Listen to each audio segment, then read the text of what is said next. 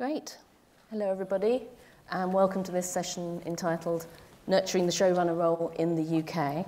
I'm your chair, Hilary Salmon, and that was a short message from the sponsors of this session, Creative Skill Set. As you heard, the skills levy for high-end drama is really important in helping to train talent across the drama industry and also coming up with new models for developing and supporting talent. This is an incredibly competitive time for the UK drama industry. With new tax break arrangements in place, large international productions are finding a home in the UK, and demand for our own formats and creative talent has never been higher.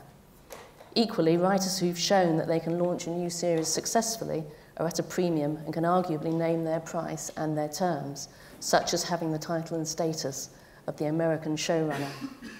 But does our writer talent base have the complete set of skills to be either an effective showrunner or conversely to survive in a writer's room environment? And how does the showrunner model fit side by side with the lead writer, producer, director, executive producer model that we've known in the UK for so long? Where does the power lie in that relationship? Now, to talk about some of these issues, I have a very wonderful panel.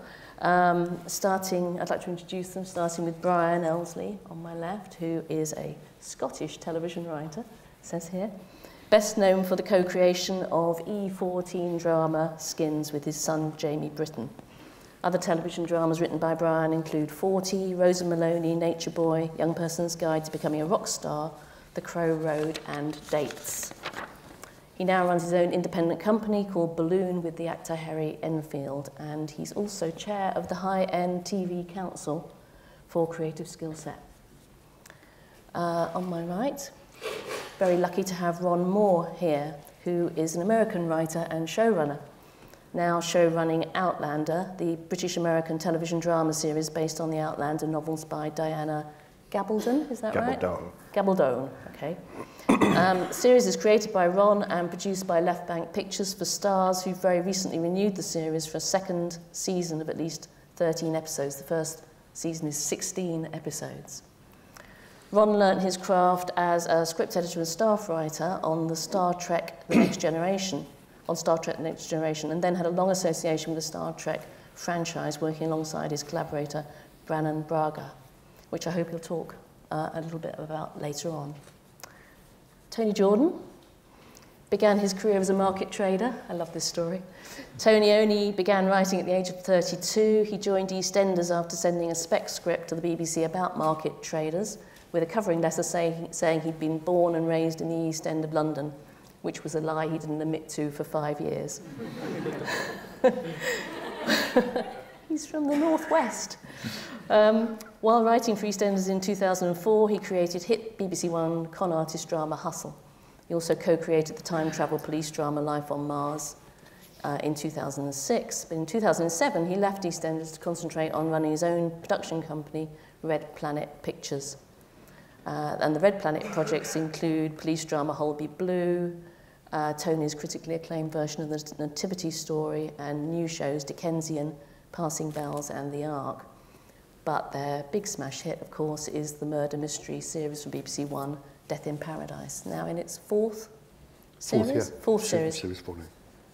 I discovered when researching Tony that we share both a birthday and a football team. Oh wow, Liverpool. So he can't be all bad. Victoria Fee is currently a commissioning executive for ITV Drama. She's worked for 20 years as a script editor, producer, exec producer, and commissioner in drama. She started her career as a freelance script editor on projects including Pie in the Sky and the award-winning A Rather English Marriage. Amongst her producing credits are 2 series of Waking the Dead, POW for ITV, and The Marvellous Outlaws for BBC Three. After exec producing at World, she moved into commissioning at ITV, and she was recently promoted to Controller of Drama, last year, promoted to Controller of Drama. So, fantastic cross-section of the industry, both in the States and in the UK, to talk about showrunner. I'd like to start by asking each of you in turn what you feel the showrunner title actually means. What does it mean to you? And how do you distinguish it from older ideas of lead writer and executive producer? Tony. I think for me, showrunner is the person that kind of holds on to the creative vision. If you also have control of physical production, that allows you to protect that creative vision because you're the one that's making all those decisions. That's why we really don't have showrunners in this country. There's probably 3 or 4 that we all know who they are that can actually run a show like that. Because we, as writers in this country, what we have to do is we try and hold on to our creative vision as writers, but we have to negotiate with another level or another 2 levels in some cases, so that holding on to that vision is sometimes more difficult than it should be. I remember going to Media Exchange with John York, who's a producer, some of you may know, and trying to explain to American showrunners and American producers what he did. Because they said, well, because he didn't write. So they said, well, what happens if the scripts go wrong? He says, well, I go back to the writer. And he said, well, what do you do? He said, well, I'm a producer. And it's like, well, what does a writer do? It's like, well, the writer writes. Yeah, but if he's writing, it's his vision, surely he must produce it as well. And they just literally, we were 2 hours trying to explain what John did, which I thought was hilarious. I'm still trying to do that, in some instance. So to me, it's about that. It's about holding on to the creative vision and having the clout and the power to force it through. So you wouldn't describe yourself as a showrunner on any of your shows? I am, absolutely, because I only write for my own company now. I only write for Red Planet Pictures. So if it's my idea and my vision and my show, then you bet I'm showrunner, because there's nobody. The only people I have to negotiate are the people who give me money, because I have to manage their expectations. So I have to manage the expectations of the network or the broadcaster and co-producing partners. But within the show itself and within the physical production of that show, then I make sure that my word is law, because it has to be, otherwise it gets watered down. Okay. Brian, do you agree with that? Well, I do, yeah. I think what Tony's done is blazed a trail for those of us coming behind who, wanted to have a little bit more control over what we were doing, and felt at times a little bit bruised. Jed Mercurio, I've just been in his session, he was talking a little bit about that. For me, the showrunner is the point of maximum accountability. That's the person who's going to carry the can in terms of working out how that project can be realized to all its potential. I don't really see it as a way of getting rid of all the uncomfortable people who have opinions about things. And I think that that's a common kind of misconception about showrunning. In the American market, when you're a showrunner, you can be certain that there are a lot of people on your tail, that you've got to report to, and those people have to be happy too. But the key thing is that when those people, those execs and those network executives and so on, have problems or issues that they want to have sorted out, there's one place where they're going to go with those problems. And what that means is that the showrunner is able to draw all the partners and executives and senior people's vision together and apply a solution. And that solution comes not only in the writing, but all the way down the line through pre-production, production, and post-production through to delivery. It's a big job, and it needs thinking about a little bit, and it's not what everyone wants to do, of course. Yeah, okay. Victoria, from a commissioner's point of view, how do you define showrunner? Well, I think it probably depends on the show, and it depends on the talent. It's just really hard to generalise, isn't it? Because we have different lengths of runs here, and we certainly don't have anything at 16. There are a few things on Sky which are 13, more likely to be 10. We have one slot a year on ITV that's 10 episodes, so we don't have the schedules that demand them. So there's a question about the type of show that demands a showrunner and a number of writers. And there's a question of a kind of talent coming up and what their skills are and what their experience is. And I think, we have lots of authors in this country, and because of our theatre tradition, authors sit in their garrets and write in splendid isolation, and that's part of the thing that we're famous for and proud of. that doesn't necessarily go with running a production meeting. So I think probably it's a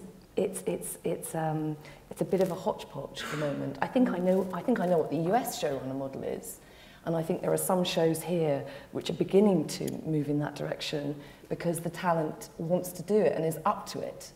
I think I'm not sure that we're quite ready to adopt that forever because it's apples and bananas.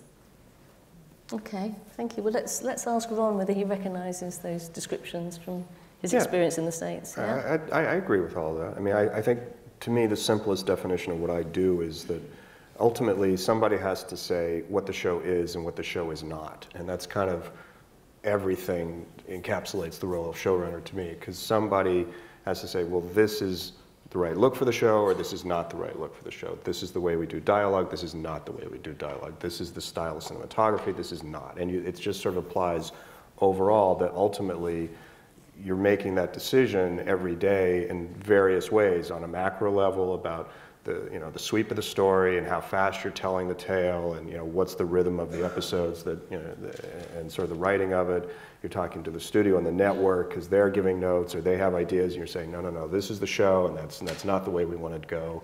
And you're dealing with the prop people, and you're dealing with people on set and the cast and so on. And it's all about defining what is this piece that we're doing. And there is somebody at the heart of it that's sort of making that decision for right or for wrong, week in and week out. And that's kind of what it all comes down to. I mean, I have no real idea of how the UK model really runs because it seems so odd, coming from the States, because I was schooled in this process when I started at Next Generation. This was the model, and so it wasn't really a formalized system that I grew up in the business, but it seemed like, oh, well, this is obviously the way the business runs.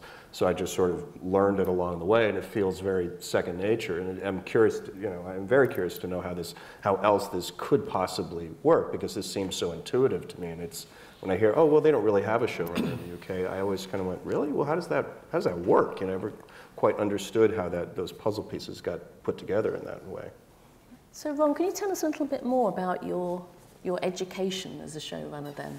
So how did you start on Star Trek? Well, I started in Star Trek. I sold a script as a freelancer first, as a spec script, and then I sold a second one as a freelancer, and then I was brought on board as a staff writer in Next Generation. And I was there for literally the next decade. I worked on Next Generation and then Deep Space Nine.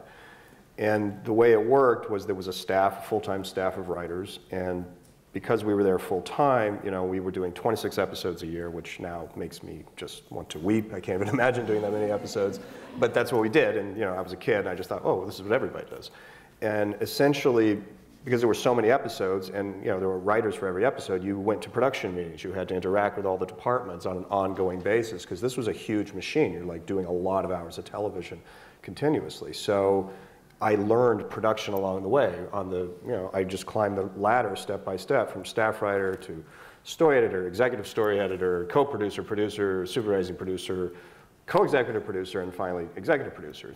And as I rose in those ranks, and I got more familiar with the production process, really more familiar with how to rewrite a script for production. Okay, we're 100,000 over on this episode. What are you going to do? Oh, I'll combine these scenes. I'll drop this. I'll move this location to that. I'll cut these guest stars. Blah blah blah. How to deal with visual effects. You start learning all the components of production, as well as doing a tremendous amount of writing and spending an enormous amount of time in a writer's room, breaking stories, re-breaking stories, getting notes, doing rewrites on a pace over and over again. And essentially, that's kind of a crucible that trains you in how to run the show eventually. And as you get more experience and you get to the place where you're starting to pitch shows and people are taking you seriously as potentially run a show, you had built this sort of familiarity with how a show runs from the inside out, so that by the time I could take over the reins of a show, the first show that I ran was Roswell. I took over in the second season when Jason Katims left to do other projects. So I could take the reins of that show because I was familiar with how a TV show is running. I understood the role of the person at the top, and I sort of saw how all the components were. So it was just sort of on-the-job training, really, is what got me to that place.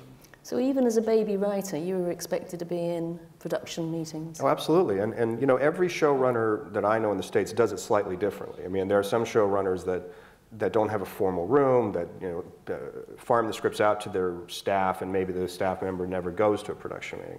I was schooled in a way that the writers were always in the production meetings. We always sat in on the meetings with a tone meeting with the director before they did their episode. You went down to the set, you were involved in each episode that you were writing. When I did Battlestar Galactica, I used to fly the writer-producer of that particular episode up to Vancouver, and they would be the on-set creative producer for that episode, and then the next one would come up, and so on, because I thought it was not only educational, it was also important that whoever wrote that script and understood the intention of that script and how it fit into the mosaic of what we were doing was there to sort of answer questions and deal with problems. When an actor comes up and says, why am I saying this, or I'd rather say that, that writer understands where it fits into the piece of what we're doing. So it's a good sort of touchstone to sort of provide information to the crew, as well as maintaining, okay, but here's what Ron wants to do, here's why we're doing this, and so keeping it sort of focused. And as a result, you know, if you keep doing that, your staff becomes really conversant with the show, and they're able to sort of keep the production in line with where you're trying to go. And when did you sleep? I sleep. I don't work, look, I don't work as hard as like the guy that carries the camera. You know, it's like the showrunning's hard and it's not easy, and it's easy to overstate, my exhaustion level because I feel tired and I do a lot of stuff. But the crew works extraordinary hours and very hard, and that's where the lion's share of the blood, sweat, and the tears of the production is really done. My job is like a forest manager. I manage the forest, but somebody else is out there dealing with all these trees and pruning them every day and making sure that they're fed, and that's a very intensive part of the job. Yeah. But you work exclusively on, when you're showrunner, you work exclusively on one show. You're not writing or thinking about anything else. I am an executive producer on a show called Helix, which is on the Sci-Fi Channel in the States, but I'm not the showrunner. There's Steve Maeda is the day-to-day showrunner there. I don't think it's probably physically possible to showrun two simultaneously, although Joss, I saw the documentary not too long ago, and I forgot that Joss for a time, Joss Whedon did showrun both Buffy and the spin-off, Angel, and did it both, and even he's like, wow, that was kind of a crazy adrenaline fest. So I don't know anyone else who's ever done that. I don't think it's physically possible to, beyond a crazy man, to sort of be able to do two shows simultaneously. Mm-hmm. So I can see from the way you describe your growing up really as a writer and showrunner, how you learned all of the kind of production skills that we would normally associate with a producer or an executive producer here. But Brian, how did you, for writers who've grown up in the UK system, they don't necessarily have that amazing toolkit that Ron's just described. Mm. How did you develop those skills? Well, I was interested in those things, and I had a background as a theatre director before I really got into television, so I was kind of used to saying how things would go. And, I did have a bit of frustration over the years, with the traditional way of doing things. I think ultimately I was lucky to make a low-budget show that no one cared about at first, which was the first series of Skins, which was just supposed to be a kind of little experiment. Very little money was spent on it, and it happened inside a busy production company making huge shows, and no one had any time for me. So I just kind of started to do it. And they put us in the basement, with the rats, and there was a room, so we just got in there and did it. And I think that's where I really started to learn, and I'd been thinking about it a little bit. But I think that opportunity came only because no one thought that show would ever amount to anything, and it was a bit of fun. But in that room, we started to put the principles together of how we would work as a team of writers, and I started to work with directors and crew, and there was no one available to solve the problems day to day. So I did it, and I found that I loved it. I really loved it, and I loved being able to just you know, for me, show running is about partnership, and it's about the people that you work with, and, you know, Ron has alluded to that. You know, the excitement of working with incredibly skilled people who do very individual, highly focused tasks that literally take years to learn, you know, and there's a real buzz that comes, you know, working with someone, I don't know, aerial riggers, you know, stuntmen, grips. What they can do is so incredible that you kind of get addicted to that editing, you know, what a rush and what fun. You know, as far as I'm concerned, I don't understand why anyone wouldn't want to do that. So, yes, by accident. But, you know, I did have an interest in that. I don't think that, I certainly wouldn't argue for a wholesale importation of the American technique here. I think in many ways the traditional executive producer, producer, writer relationship can and does work on, in British television. You know, there's, in many cases, there's absolutely nothing wrong with that. But the nature of the television that we're making now is changing. And I think that there are some bigger shows being made, and there doesn't really exist enough opportunity for young writers to live inside a protected environment, which was an opportunity I had when I was younger, working inside Casualty and, you know, all those long-running series, London's Burning, where I was kind of looked after. And I think that the writer's room does offer that opportunity. And to be looked after by other writers is, does make you confident, I think, and gives you a greater vision of how your potential can be unlocked. So what sort of shows, I mean, in a mixed economy then, what sort of shows do you think require the showrunner figure and which ones don't? Or do you think it's just down to who that lead writer is and what he or she has the appetite for? Well, I tell you what shows I think could do with showrunners in this country are big beast genre dramas that are 4 years into their run and are in a state of meltdown. They exist in a state of constant meltdown. Writers being fired, executives being fired, scripts being thrown out wholesale. And we do hear about these shows, don't we? Yeah. We hear about them. And we never make them. Other people make Not on the BBC, obviously. You know, and sometimes my friends are telling me, you know, what's happened. And I think if only there was just one person who everyone could agree was going to sort this stuff out, you know. And the other thing I think is happening is that there are big multimedia production companies, and the senior voices inside those production companies are, you know, the really important people, the drivers of those companies, are further away from the editorial process than they were over time because of the sheer volume of drama that they are producing. And that creates a hole and a vacuum in which decision-making gets muddled.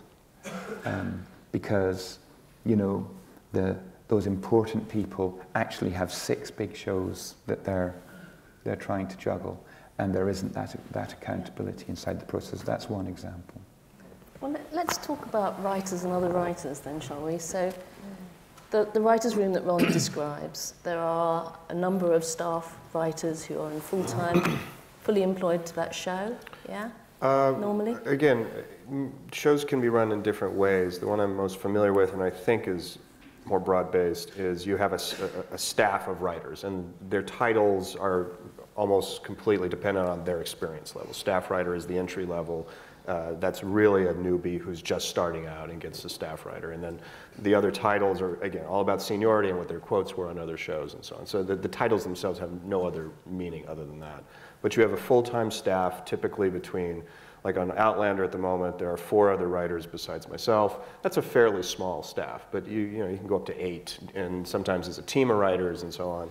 And they're there, the way I like to run it, and the way to me it works best is You assemble the writer's room for every episode. You break the shows individually in that you have a big board, and you sit there as a group, and you break every episode down into Act 1, Act 2, Act 3, what are the scenes, what's the story, and track it.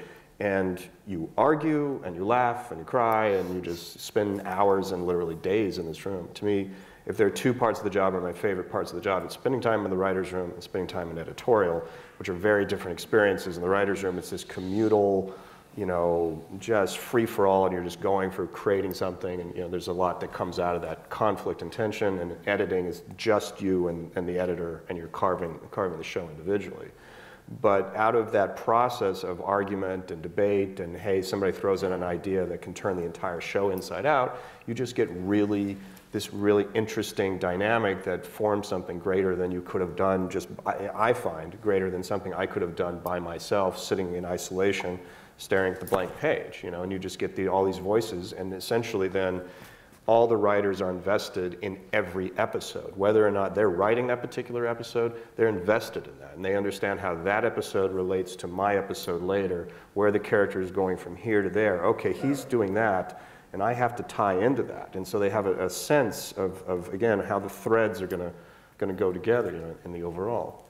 And is there a stage at which you come in and overwrite, or do the writers tend to take their scripts right through to the end? You want them to, or I want them to take it through as far as they can. There's always a point where, as they say, it has to go through somebody's typewriter at the end, like we use typewriters. But you know, yeah, and that's me. At some stage of the game, I will take a pass, and it really depends on what shape the script is in. And sometimes I can just do a page one rewrite and throw the whole thing out and do it all over. Other times, you know, I'll just make very light strokes, some minor dialogue polishing here and there. It really depends on what it is. It also depends on where you are in the show. You know, first season of a show like Galactica, I'm figuring out the show. So whatever I thought we were doing in the writer's room, then I see the scripts, and I might go, this isn't working, I don't know why, and I can't give you notes and tell you exactly why this isn't working, so I'm going to take it over and figure it out myself, and then I will figure it out on the page. So it's not that you did a bad job, but you know, we're still understanding what Galactica is in season 1, so I have to take it, because I'm still discovering who Adama is. I'm still trying to figure out what I want to do with the silent mythology, and a lot of that takes place on the page itself, even though you've spent hours and hours talking about it in the room. And is there resentment from a writer when you take the script over, or is that just an expected part of the process? I think it's a little bit of both. I don't think anybody likes to be rewritten, no matter how minor. Change a word, you're still touching somebody's sensitivity. And it depends on how you do it. I think it depends on the spirit in which you do it, what your relationship with them is, you know, how passionately they feel about what they wrote. But there is an expectation that eventually the showrunner is probably going to take a pass at the script, and so you know, as long as you know that going in, and everyone's sort of aware of what the process is, that tends to tamp down feelings of resentment. But again, it's all about the personalities involved and how you've managed the room. Some showrunners are tyrants, others are pushovers, and hopefully the good ones fall somewhere in between. Yeah, okay. Tony, do you have a writer's room on Death in Paradise? Strangely enough, not on Death in Paradise, but it's something that we're doing more and more at Red Planet, is trying to break stories in a room. Death in Paradise is kind of a weird one because it came from, we try and find new writing talent, so we do a Red Planet Prize, which is like a writing competition. Yeah. And Robert Thorogood, who came through that competition with this idea called Caribbean Cops, which eventually became Death in Paradise, was a kind of a very peculiar beast for him. It's kind of it's one of those shows that I think works best when you've got a single writer staring at a blank sheet of paper until their forehead bleeds. It's kind of that Agatha Christie kind of working out the murder, and they do that first. And so he likes to go away, and so that's because that's how the show started. As we brought in new writers and guest writers, the kind of show developed in that way. So we're now with that particular show, in a system where each writer goes away and has a crack at the first draft of that story and tries to make that work as a murder mystery, and then it comes back into a writer's room, if you like, where all the writers come together, and then we'll look at what's been done. So we do it in a kind of slightly roundabout way. But everything else that we do, we try and team write everything, simply because I love being in a team. There's nothing worse than sitting on your own and the shed in the bottom of my garden trying to write. It's a nightmare, but I love, so we co-create shows. So Life on Mars was co-created, By the Means was co-created, we're doing a show for Sky at the minute, which is co-created, and where you start right at the very beginning because you get your writers in place first. And you find 5, 6 writers that you like, 3, 4 writers that you like, and we go away and we brainstorm and we do a writer's room without an idea and come up with a concept and start breaking the idea as well. And the great thing about that is that you really test the format because you've got 5 really good brains all pounding it for days on end, saying, well, what if we did this, but that doesn't work, and if we do that, and it kind of hones it and hones the format. And from that point onwards, then the writer's room makes real sense because everybody's invested in it. It's not like I've created a show and now you invited you into my writer's room. We're in our own writer's room, and that's really exciting. And I think that's we have to do more and more of that because we have showrunners. They're just called executive producers. The question is not should we have showrunners in the UK. We've already got them. They're just executive producers. They don't write. They're physical production people. The question is, should writers be showrunners? I think Victoria's right. Not always. I've tried to do that process with some of our writers. Fucking nightmare.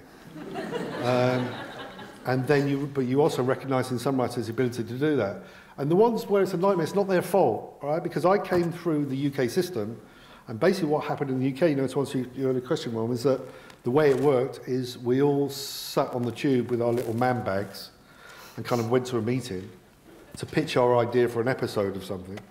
You'd get that gig, you then get back on the tube with your man bag and go back to your little office with probably a typewriter then. And then you were then the writer, but you had no... What happened then was when you delivered your script, you got bombarded with notes from everybody. You did a second draft, got bombarded with notes from everybody, got to do the third draft. You do whatever you need to do. And no one overwrote you because the people above you were executive producers who don't write. So they just beat you to death until you got as close as you could get. And then what happened is you put those pages, those 70 pages, in the end. There was a little slot at the end of this big machine, and you just put it in, and it came out the other end as a DVD.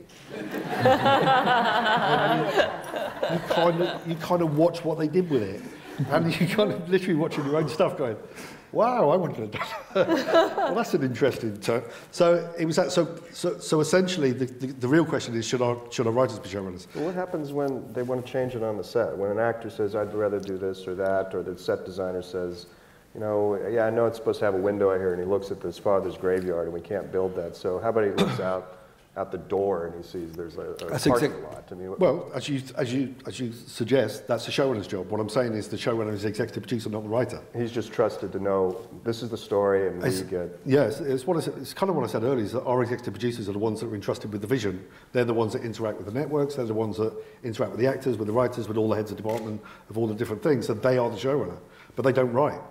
So the only chance you've got, or the only chance you've had in this country as a writer, is to attach yourself to an executive producer and become a kind of a two-headed showrunner. In the way that I started out with shows like Hustle and Life on Mars with Jane Featherstone at Kudos, and she became that part of me. So she became the physical production and the person that dealt with the networks and she'd know what I think. So between us we were a showrunner. But you don't always find executive producers that are that generous. So, of course, if you are a writer, if you write with integrity, if you have some kind of creative vision for something, you have to be showrunner. And that doesn't mean that you can't achieve that with a partner in the way that I did with Jane Featherstone, because it's Britain. We're always going to have Alan Bennett, and we're always going to have people who don't necessarily want to do that, and so they need to find that showrunner that will help protect their vision. But as writers, I think it's time that we now started to take responsibility and not be content with putting something in this end of the machine and wait for the DVD at the other. We have to start taking the machine apart and opening up flaps and doing what I'm doing now, because when I started Red Planet Pictures, my first gig as showrunner, I was literally on the set for the first time. Because in the UK, when you're a writer, you're just in the way on a set. You're just in the way. You are, don't stand there, mate. Oh, sorry. and you back away and back away and back away with your little cup of tea, trying to get someone to take a photo so you can show your missus that you really do work in television. And it's like, and then all the actors are then up, and the executive producer are all up, and they're all having meetings. It's like, why is the writer here? What's up? What does he want? It's like, what? So I went from that culture, because that's our culture, that's how it works. Is the writer, we come from a culture of Shakespeare, and we're all supposed to have felt hats and capes.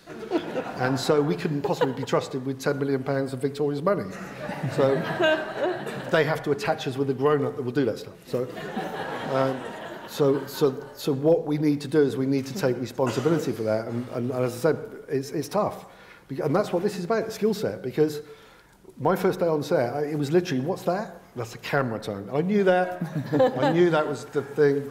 Yeah, right. It was literally that. I'd never been in the makeup department. I'd never been in the wardrobe department. I'd never talked to props guys. I'd never talked to the Sparks. I'd never talked to anybody. Let alone my vision being held in the same esteem or higher than the director and the DOP and the executive producer, or my fellow executive producer, or the actual physical producer. But we don't have those skills. We need to learn those skills because we just don't have them as writers. We don't come through the same system. So we are literally going from, don't stand there, mate, to, okay, now you're going to show run your own 10 hours of television. I don't think so. So we're starting to do shadow schemes and just trying to kind of bring writers through, and that's the only way you can do it. It's going to be a long haul. But I don't think we should import the American system because that, that's a nightmare. I'd wake up screaming every night. Which aspect of it, Tony? I think working on one show for 10 years or for 5 years even, I think just that kind of just doing that. I think that we may get there in the end. I'm just talking about me personally. I think that it's why I've only kind of doctored stuff in the US. I don't think I could go and run a show there because I kind of think that show was up and running and it's done and it's great. And I've got a fantastic team and I'm loving the rushes and I'm loving what's happening. And I've just had an idea and I went, oh, wow, I could do that. I'd hate to be locked in and not be able to. See, this is a cultural thing, because I discover as we're doing the show here, it's cultural wide, from actors, directors, and writers to us. The idea of doing a show for 5 years is like this dream. Oh my God, if I could just do a show for 5 years. When I tell people that I did Star Trek for 10 years, they almost don't believe me because it seems like such an unattainable, magical goal, And as we approach shows, you're hoping, you're just, man, if I could get a show that goes 5 years, you've really scored it, and actors are, yes, sign me up, I'll take that option. And here, I'm astonished over and over again. You're signing cast, and you're saying, oh yeah, we'll get an option for the next 6 years, and they look at you like, well, I don't want to sign that. Like, why the hell wouldn't you sign this? I'm offering you security. Look, money, security, you can pay your rent every month. Why wouldn't you do that? And the same for the writers. It's just a different kind of perspective. It's even worse than that. We have actors here that we sign on options. I've had 2 shows where we've had an actor sign on a 3-year option. At the end of the second year, they say, a bit fed up now, really. So you're under contract. Yeah, but... Yeah. This is really important. We do have to talk about the money issue. This whole idea about being under contract, that's where we differ. Because we don't salary writers here. We don't have the money to keep writers salaried for a year at a time. There is no production budget or channel that would sustain that economy. And the reason that you can have a group of 5 or 6 or 7 incredibly experienced writers with a showrunner who come every day and work a 12-hour day and leave their ego at the door is because they're salaried. And that would be financially incredibly difficult here. So we can only really do it in different ways, with writers having their production companies or with productions putting aside a part of the budget to bring the writers in for 2 weeks at a time with a whiteboard. So the numbers are different. The numbers are different. I know the kind of basic salaries that writers get in the States and then plus their script fees. There's no one on a set in England, from the runner to the DOP, who is paid that basic weekly fee. So, we have to be realistic about that. I think there's different ways to skin a cat. Of course there are. In America, you're paid for the episodes you write, and you're paid separately for your position on the show, whether you're the co-executive or you're the story editor or something. you have that role. And I think it's understood that our industry doesn't quite have the scale in it to be able to bring people on that way. But I think that, that's possibly used too much as an argument against, because production companies spend enormous amounts of money firing writers and paying out their contracts and bringing new writers in. And broadcasters. And broadcasters. And production companies throw their production fees at the wall, spending money to dig themselves out of trouble. So I think, that there are different ways of approaching it, and all I'm arguing for is a little bit of flexibility of mind going forward. I remember going to see my executive producer, Charlie Pattinson, at Company Pictures and saying, I'm show running this show, and I was thinking maybe you could pay me for that, And he said 2 words, one of which began with F and the other one was off, But I think, there are it just requires a little bit of flexibility of thinking. Putting writers on contracts to be story editors for a year is, frankly impossible. But giving people responsibility over certain periods of production during prep, and just taking a proportional view of it, I think definitely can be done. And my company does pay writers to have producing roles. And the reason I can do that is that I take it out of the budget of the show, and I spend the money differently. Yeah. And I find that can really work. I can't pay them for a year, but I can pay them for 3 months, and during that time they can learn.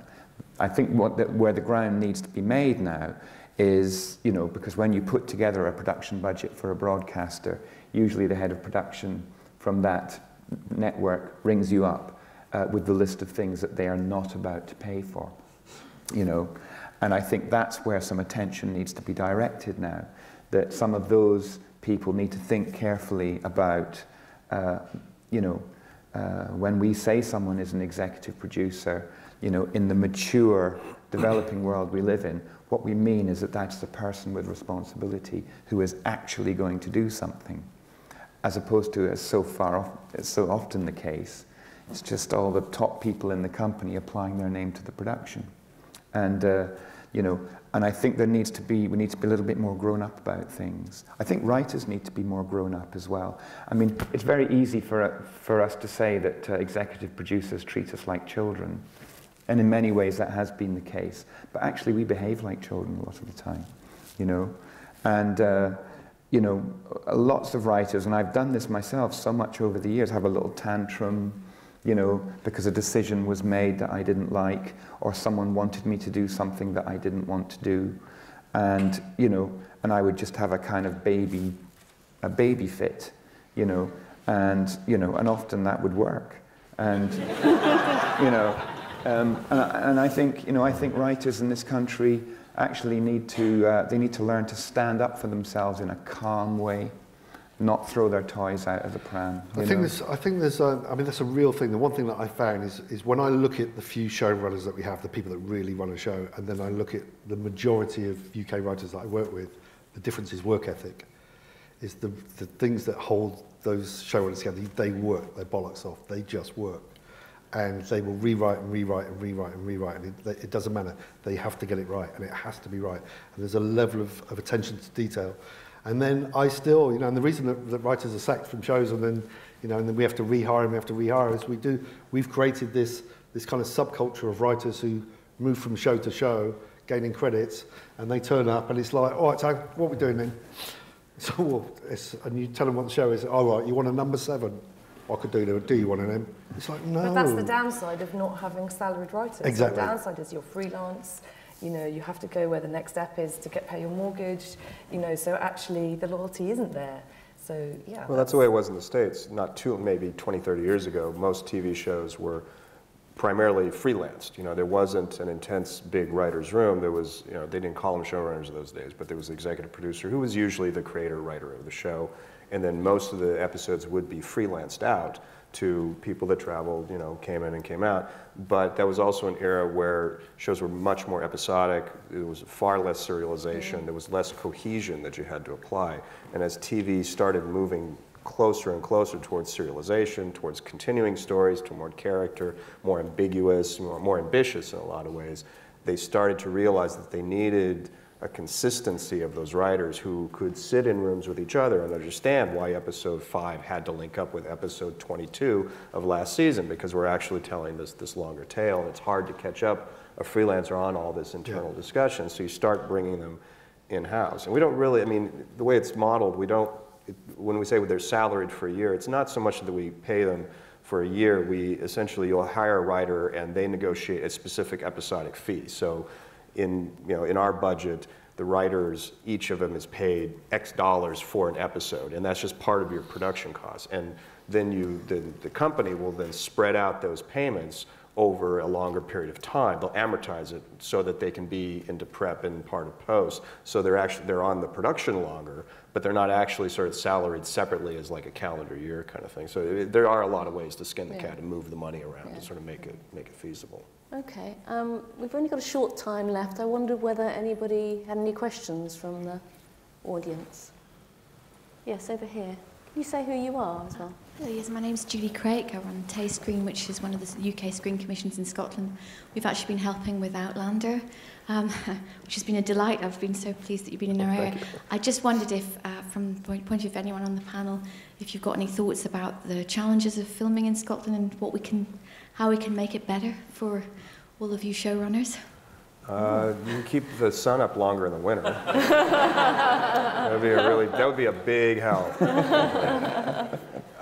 You know, it's a great place to shoot for us. I mean, it's a fantastic, for us it's almost like virgin land that no one has shot very often, so we get a lot of really bang for just going out and shooting outdoors. It's challenging because we are in the elements a lot on our show. It's hard at this particular moment to get enough crew and depth of crew because there's so much production now going on with the UK tax credit, and there's just a lot of production here. So, you know, more people would be helpful, you know, just scrounging up more people and for our crew and experienced people. But, you know, we've been able to mount a pretty nice production and do it here. And the vast majority of our crew is Scottish or from the UK in some way, fashion. And it's been great. It's been a really good experience shooting here. Anyone else with any observations or questions? Yes, down here in the front. Yep.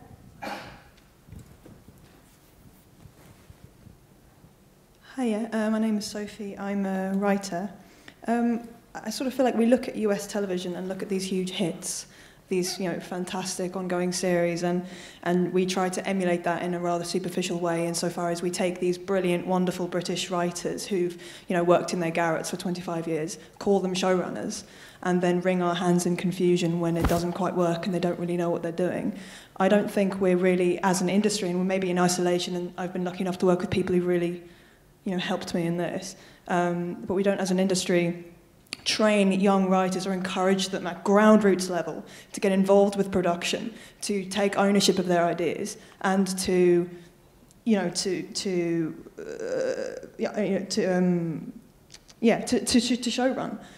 so that and suddenly these opportunities may come to you at the age of 45 when you've had your great hit with BBC One, and then you don't really know what you're doing. And I'm just repeating myself now, but what are companies doing and what's the industry doing to actively train young writers like myself who are itching to do things like that, to without just leaving it to chance and saying I got lucky and I worked with this great exec who happened to be on the same wavelength as me? Do you want to talk about creative skill set? Well, yes, I think now there are some initiatives coming into play, and creative skill set, which I'm kind of involved with a little bit, have actually put money aside this year, quite a lot of money. And I think there's a bit of a discussion now, which I think we, creative skill set, would love to hear from the industry, how that money can be put to use. It's specifically to try and nurture the talents of emerging writers and future showrunners inside the industry. And for example, my head of development, who is a writer, is going to go to Los Angeles and sit in writers' rooms, very kindly funded by Creative Skill Set this year as part of our Creative Skill Set funding that we have as our company. But in terms of showrunning and writers and above-the-line talent there are significant amounts of money with really not many strings attached to it available now. And I think what would be great would be to hear from production companies, broadcasters and writers for them to say to us the thing that would be useful to them, the thing that would work for them, because it's not going to be the same for everyone. And, you know, and if that just meant that writers were going to be able to stand on a set and no one come up to them and say, yeah, it's only essential crew allowed to be here. Remember that one being said to me loads of times. You just go back to the catering truck. You know, if you were allowed to stand there and work out, you know, I'd been a professional writer for 10 years before I realized that Foley was not a person. Because people would say, we're sending this to Foley. And I was like, well, I want to meet that person. So anyway, I think that's a really important message that we'd like to get out about Creative Skill Set, is that the doors for discussion are now open and the money is there to be spent, and it can be spent quickly. This year, we'd like to spend money on that. I'd love to hear a director's view before we finish, and we have one, about our person, S.J. Clarkson. Would you like to contribute, S.J.? Yeah. I can project. Hey, thank you. Hi, so S.J. Clarkson, I've directed on both sides of the Atlantic. So I've worked with showrunners and I've worked in the British system. And I have to say, it's very interesting for me listening to this, because I think everything you've said is incredibly valid. And obviously, as a director, I want to make sure that the director's voice in there, and it's not been mentioned much. And I can honestly say from my experience, I've had some amazing times in the US working with incredibly insightful, inspired showrunners. And those ones have been at their best, have been the most liberating for me and the most collaborative. And there have been ones that literally, it's my script, shoot it this way. And I can tell you, it doesn't take much to think about which one's going to get the best out of me. And I think something that was brought up earlier was, it's interesting, when I was on EastEnders many, many years ago, and I had questions about the series and I had questions about the characters, nobody could give me those answers. So on a long-running show like that, I absolutely see the validity of having a showrunner or an overall person that takes the helm for that. However, if you're talking about some of the shorter series that are coming out, if you look at what's out there at the moment, True Detective, it was authored by a single feature film director. You know, David Fincher is now actually showrunning House of Cards, and directors are showing that they can showrun as well. And I think it would be interesting to maybe hear or throw into the discussion where the director lies in this role of showrunner. And certainly on a long-running series, it's been invaluable on shows like Dexter. When I had issues with my schedule, I would literally sit in the writer's room with a brilliant team there, and we would discuss ways in which we could change the script, and it was something done collaboratively. However, if you're doing a six-parter, a lot of those jobs or responsibilities that the showrunner role is describing, I would argue, are potentially directors' responsibilities, and just making sure that directors' creative rights remain intact, as well as embracing the development of a showrunner and nurturing that both for writers and directors. Okay, thank you. How are we doing for time, Cameron? Sorry, yeah, 2 more questions. 2 more questions. I Yes, think sir. just to speak to that, do. I personally, and slightly against the flow of things, I actually personally see no reason why a director can't be a showrunner. But the thing about directors is, in Britain certainly, is directors often have many, many options in front of them. And when you're a showrunner, you're in from the beginning to the end.